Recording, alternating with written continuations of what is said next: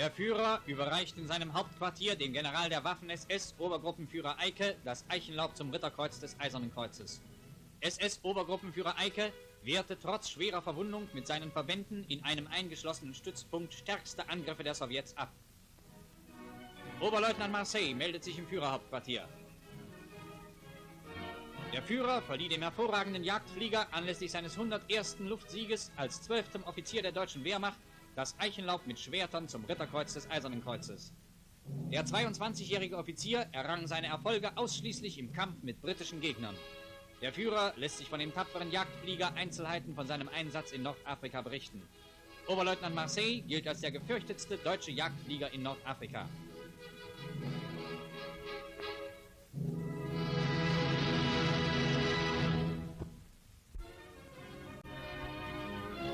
Der Führer empfing den Gegenbesuch des Marschalls von Finnland, Freiherrn Mannerheim. Der Führer begrüßt den finnischen Freiheitshelden mit kameradschaftlicher Herzlichkeit.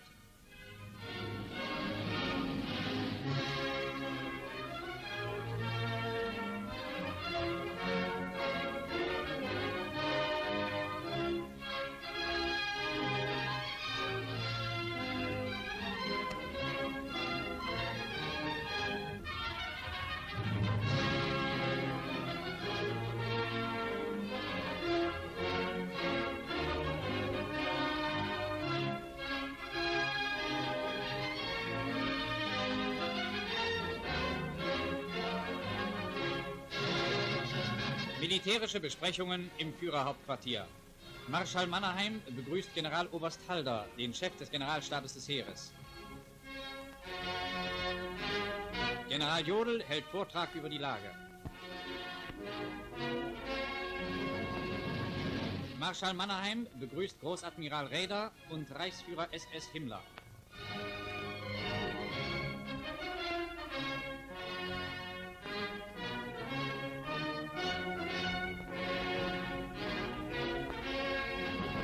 Der Führer verabschiedet sich von dem Marschall des tapferen finnischen Heeres. Das Treffen der beiden Männer, die in soldatischer Verbundenheit den Schicksalskampf ihrer Nationen gegen den Bolschewismus austragen, stand im Zeichen herzlicher Freundschaft.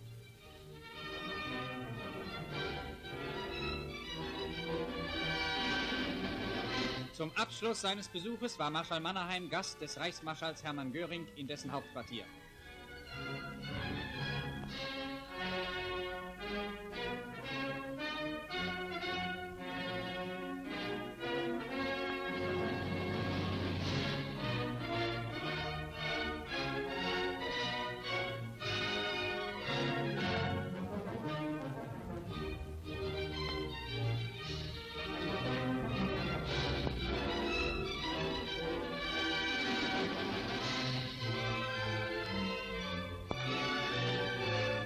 Der Reichsmarschall mit seinem hohen Gast am Kartentisch.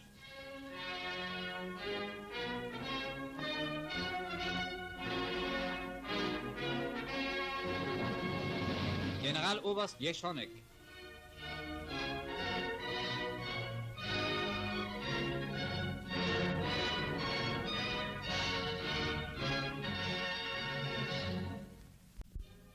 An der Ostfront. Im Winter hatten die Bolschewisten unter Einsatz stärkster Kräfte und gewaltiger Materialmengen versucht, am Wolchow die deutsche Hauptkampflinie zu durchbrechen, um dann in direktem Vorstoß nach Leningrad diese für sie lebenswichtige Stadt zu entsetzen. Der deutschen Verteidigung gelang es, in heldenhaftem Einsatz die eingedrungenen Sowjetverbände abzuriegeln, sie von ihren Versorgungslinien abzuschneiden und einzukesseln.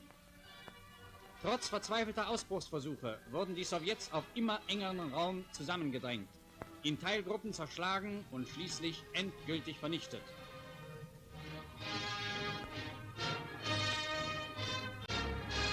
Durch metertiefen Schlamm, durch die Sümpfe der Wolchow-Niederung müssen sich unsere Soldaten einen Weg bahnen. Hier hat die kämpfende Truppe in den Eis- und Schneestürmen des vergangenen Winters Übermenschliches geleistet.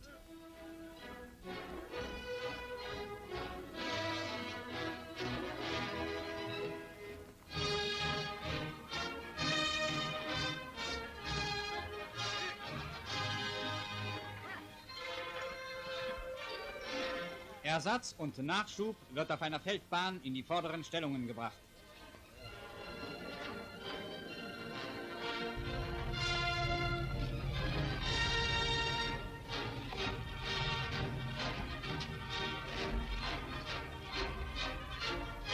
In diesen Morästen bauten Pioniere zahllose Brücken und Knüppeldämme, ohne die eine Versorgung der Truppe mit dem Notwendigsten überhaupt unmöglich gewesen wäre.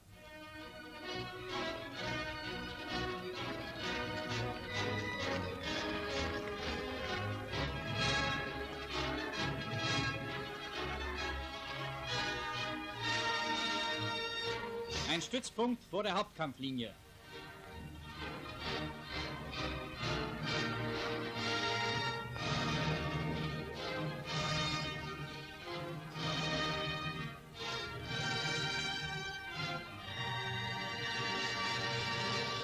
Dritter Kreuzträger Oberst Hoppe.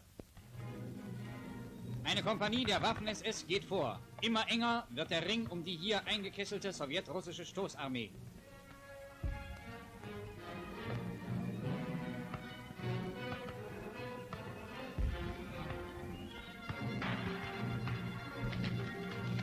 In diesem urwaldartigen Gelände halten sich die Bolschewisten in Erdlöchern und Bunkern verborgen.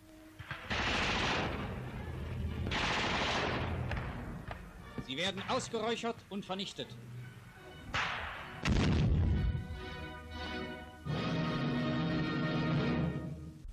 Die unter der Führung des Generals der Kavallerie Lindemann stehenden Truppen des Heeres und der Waffen-SS dringen Schulter an Schulter mit spanischen, niederländischen und flämischen Freiwilligenverbänden immer tiefer in den Kessel ein. Pioniere beseitigen eine Minensperre. An vereinzelten Stellen dieses Frontabschnittes erlauben die Bodenverhältnisse auch den Einsatz von Panzern.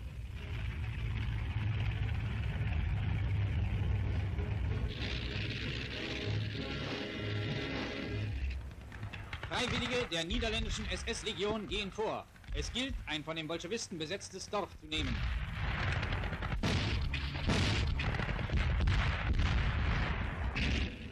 Erbittert verteidigen sich die auf immer engeren Raum zusammengedrängten Sowjets.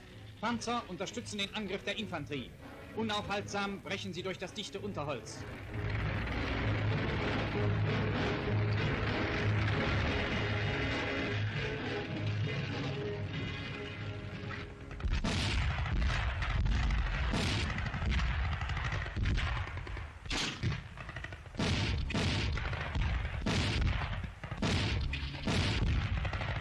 Unter dem Feuerschutz der Panzer geht es weiter vor.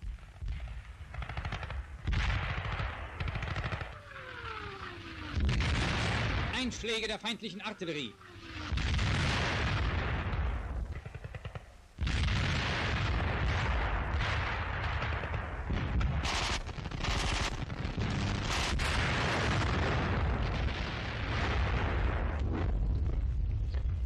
Nach hartnäckigem Kampf ist auch dieses Dorf genommen. Eine Batterie schwerer Feldhaubitzen erhält Feuerbefehl. Erkannte Bereitstellungen der Bolschewisten werden zerschlagen.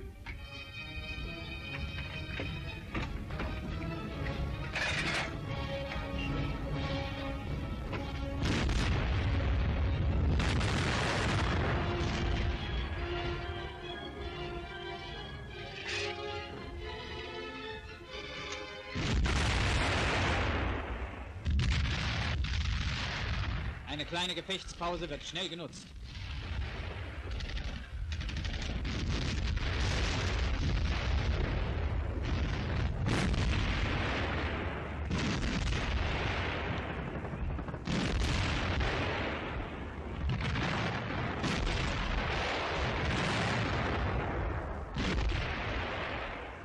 Die Luftflotte des Generaloberst Keller wird zur Unterstützung der Erdkämpfe eingesetzt.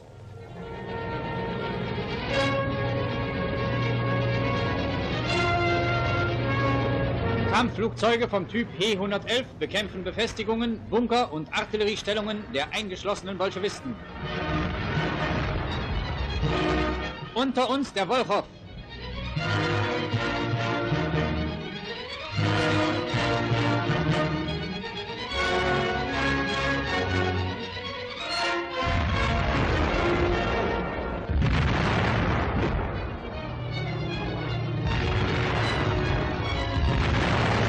Bombe auf Bombe trifft ihr Ziel.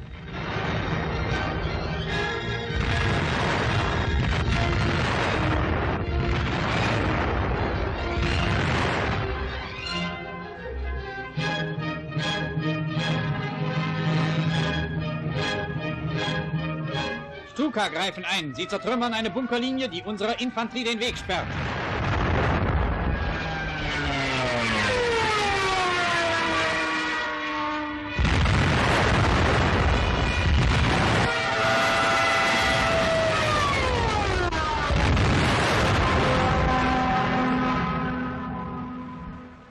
Jetzt geht es wieder weiter.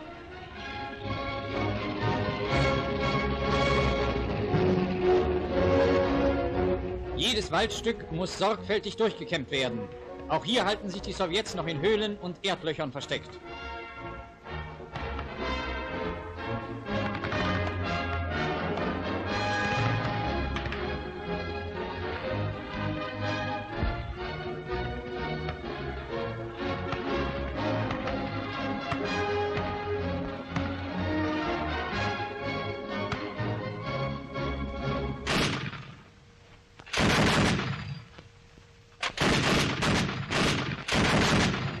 Da kommen sie heraus.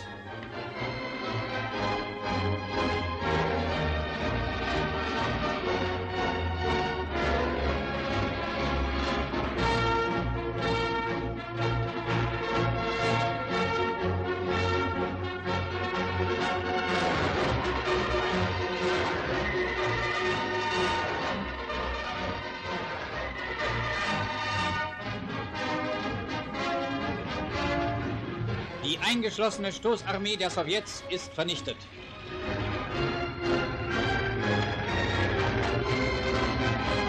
Hier wurden 32.000 Gefangene eingebracht und 649 Geschütze, 171 Panzerkampfwagen, 2.904 Maschinengewehre, viele Granatwerfer und Maschinenpistolen sowie sonstiges Kriegsgerät erbeutet.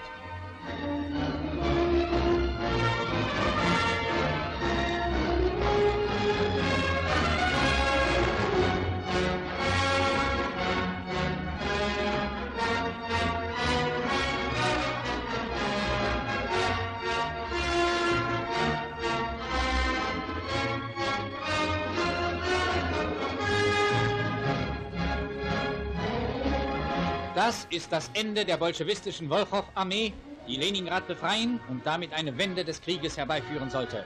Ihre Absicht ist durch das Heldentum deutscher Soldaten, vor allem aber der Infanteristen und Pioniere, zunichte gemacht worden.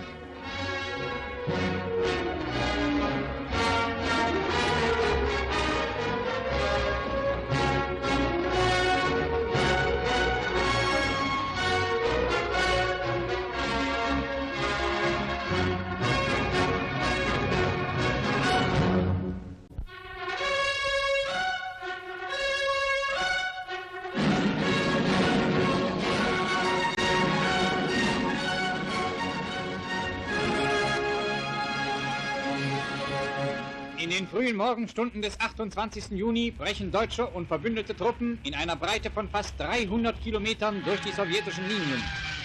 Im zähen Angriff wurden die feindlichen Stellungen, zu deren Ausbau die Bolschewisten den ganzen Winter über Zeit gehabt hatten, aufgerissen und aufgerollt.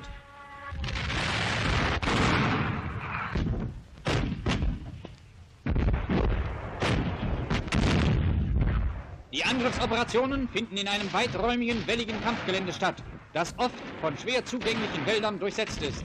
Die erbitterten Gegenangriffe werden mit schweren Verlusten für den Feind abgeschlagen.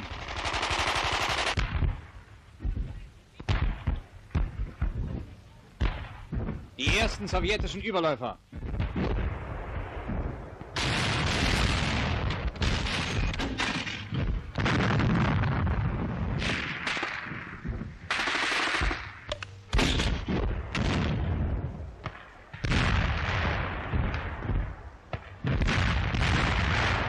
Pioniere stürmen mit geballten Ladungen vor.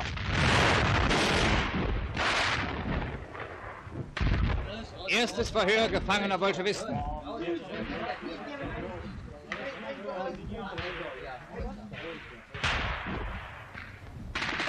Ein Erdbunker ist ausgeräuchert. Mit der Infanterie und den Pionieren gehen Panzer vor.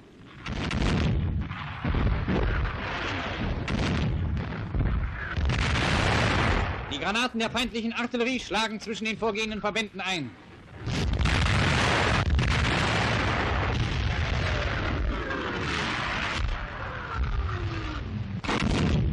Ein als Bauernhaus getarnter Bunker ist erkannt und wird unter Feuer genommen. Auch Flakartillerie greift in den Kampf ein.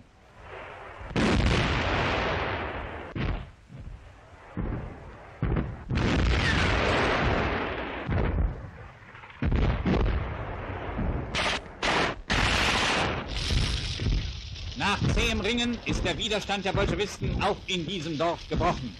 Der deutsche Angriff im Osten gewinnt rasch an Boden.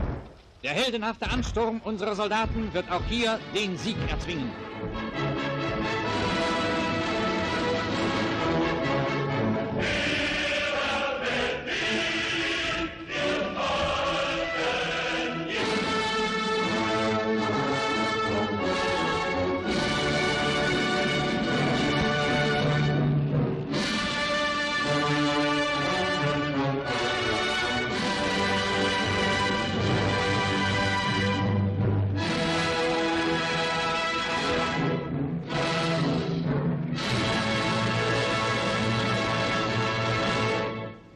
Der Endkampf um Sewastopol.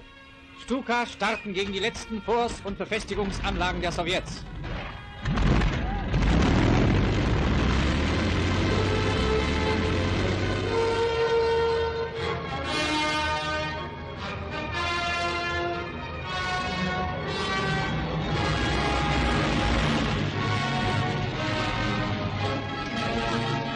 Jäger werden zu ihrem Schutz eingesetzt. Ritterkreuzträger Hauptmann Gollob erschoss über Sewastopol schon seinen 101. Gegner im Luftkampf ab.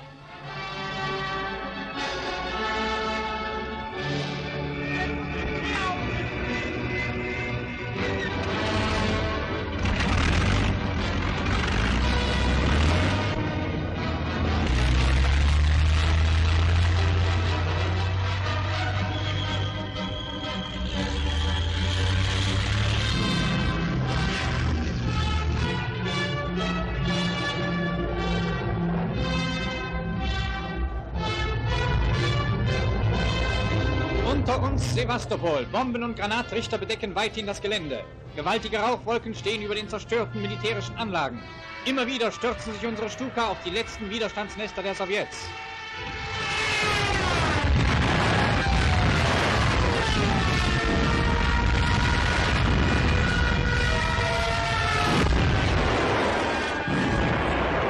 Artillerie greift in den Kampf ein.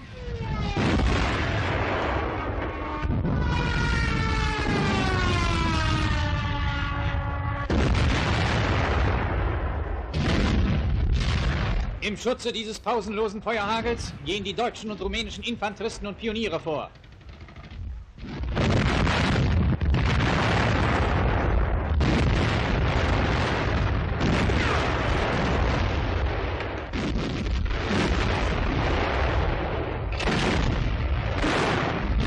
Sturmgeschütze beschießen ein Küstenfort.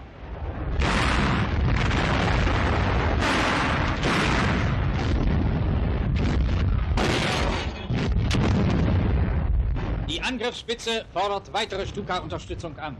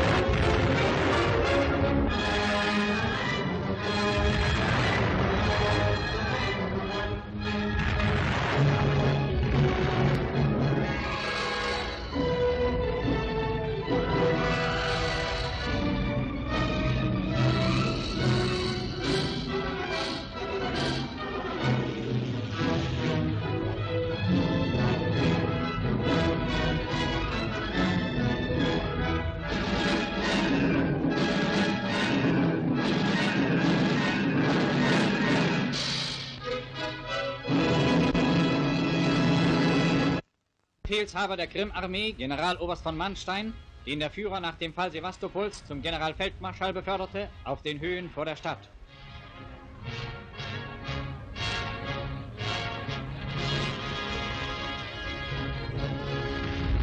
Der Marschall besichtigt die zertrümmerten Anlagen und Befestigungen des Forts Maxim Gorki.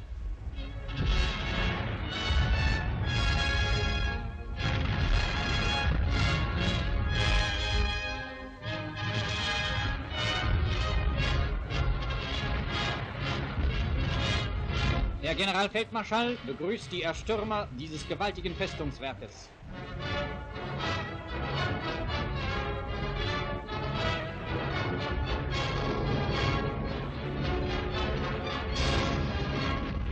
Rumänische Pioniere bahnen einen Weg durch sowjetische Minenfelder.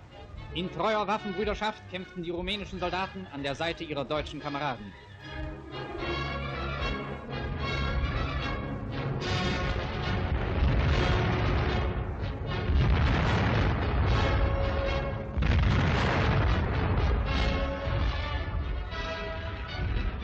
Überall lauern noch versteckte bolschewistische MG-Nester und Scharfschützen.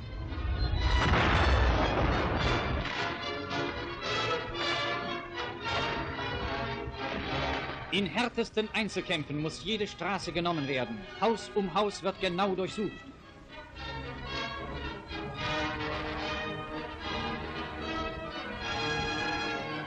Das Hafengebiet ist erreicht. Auch Stoßtrupps der deutschen Kriegsmarine wurden in diesen harten Kämpfen eingesetzt. Im Hafen zerstörte sowjetische Marineeinheiten. Am 1. Juli gab das Oberkommando der Wehrmacht den Fall Sevastopols bekannt. Über Festung, Stadt und Hafen wehen die deutschen und rumänischen Flaggen.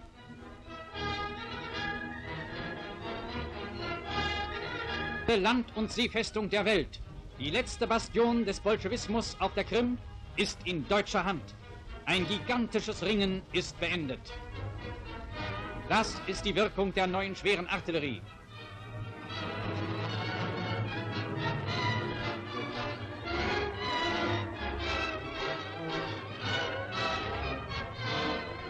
Die Überlegenheit unserer Artillerie und der unermüdliche Einsatz unserer Flieger leisteten hier gewaltige Vorarbeit. Doch das Letzte erzwang wieder der Heldenmut der Infanteristen und Pioniere. Im Verlauf der Kämpfe, die sich in einer ungewöhnlichen Härte abspielten, wurden 26 Panzerkampfwagen, 467 Geschütze, 758 Granatwerfer und ungeheure Mengen sonstiger Waffen und Kriegsmaterial erbeutet oder vernichtet. Über 97.000 Gefangene treten den Weg in die deutsche Gefangenschaft an. Front Nordafrika. Noch immer stehen dichte Rauchwolken über Tobruk.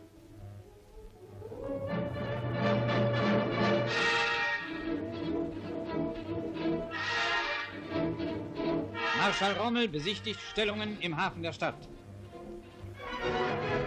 Nach all den Strapazen des Vormarsches im Staub und in der Sonnenglut Nordafrikas, nach der Härte des Kampfes um Tobruk, tut ein Bad in den Fluten des Mittelmeeres besonders wohl.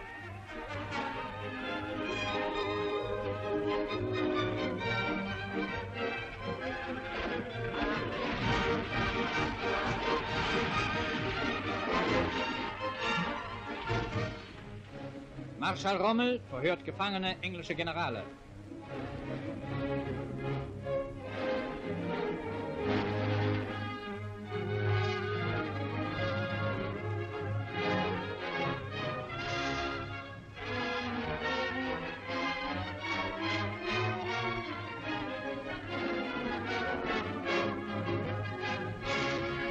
Generalfeldmarschall Kesselring, dessen Kampfgeschwader den Sieg der Panzerarmee Rommel hervorragend unterstützten, im Gespräch mit dem Marschall.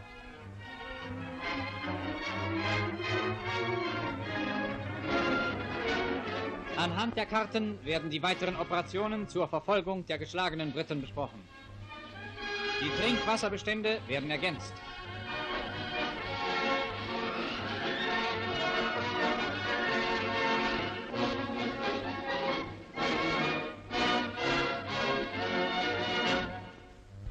Marschall Rommel begibt sich zu seinen Verbänden, die die Verfolgung des Feindes aufgenommen haben.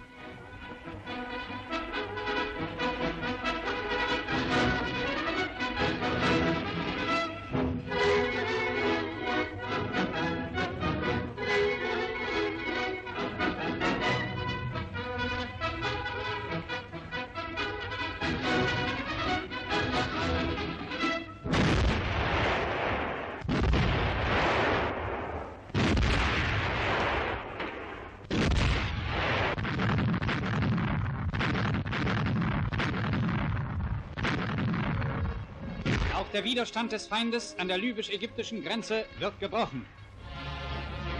Durch den Drahtverhau an der Grenze ist eine Bresche geschlagen.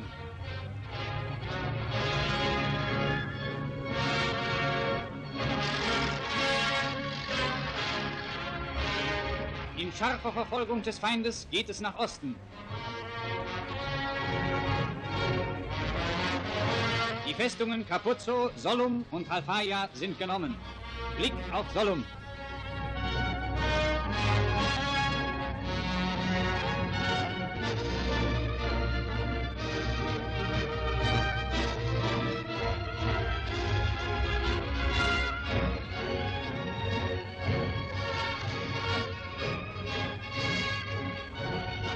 Über den Halfaya-Pass geht der Vorstoß weiter.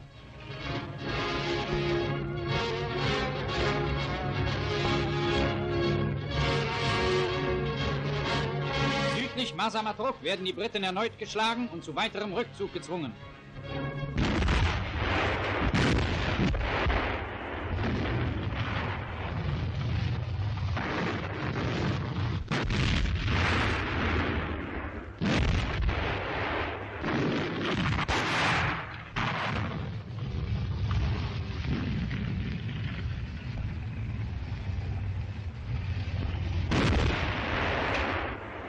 Flak-Artillerie vernichtet britische Panzer.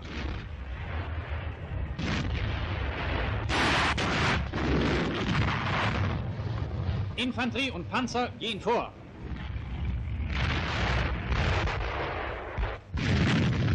Einschläge der feindlichen Artillerie. Die britischen Nachhuten leisten erbitterten Widerstand.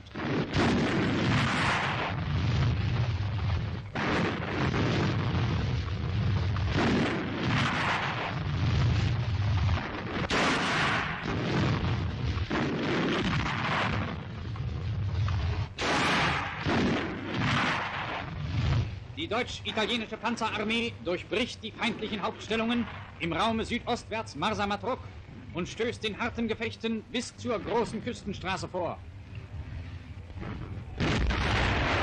Durch Angriffe der deutschen 90. leichten Division und eines italienischen Infanteriekorps wird der Ring um das stark befestigte Marsa Matruh geschlossen. Ein abgeschossener britischer Jäger.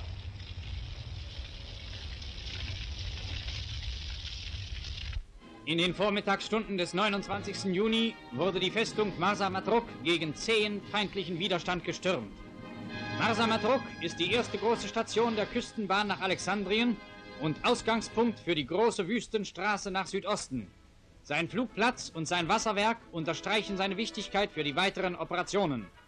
Im Kampf um Marsa Matruh wurden zahlreiche Batterien der Briten vernichtet, 36 Panzer abgeschossen und über 6000 Briten gefangen genommen.